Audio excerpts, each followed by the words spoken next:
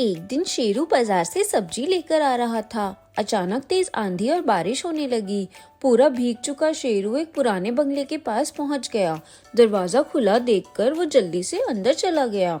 अंदर एक बूढ़े बाबा लालटेन लिए खड़े थे। उन्होंने गुस्से से पूछा, तुम यहाँ कैसे आए? तुम्हें नहीं पता ये एक भूत बंगला है? शेरू ये सुन के घबरा गया और बोला, बाबा पर आप यहाँ क्यों हैं? बाबा बोले, मैं पहले यहाँ माली का काम करता था। इस बंगले में रानी साहिबा रहती थी जो काला जादू करती थी। राजा साहब को जब ये बात पता चली तो उन्होंने उसे काल कोठरी में बंद कर दिया। रानी ने एक दिन अपने ऊपर एक भयानक जादू कर लिया और उसकी रूह यहाँ कैद हो गई। अब जो भी यहाँ आता है वो कभी वापस नहीं जा पाता। बाबा ने देखा कि शेरू के गले की चेन नीचे गिर गई थी। उन्होंने घबराकर कहा, तुम यहाँ से तुरंत भाग जाओ। शेरू बिना सोचे भाग गया और अपने घर पहुंचकर बेड पर लेट गया।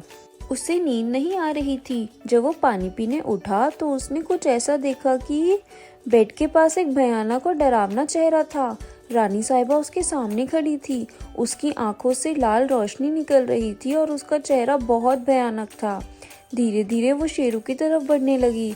तभी शेरू को याद आया उसकी चेन। वो चेन उसके गले में नहीं थी, शायद भूत बंगले में गिर गई थी।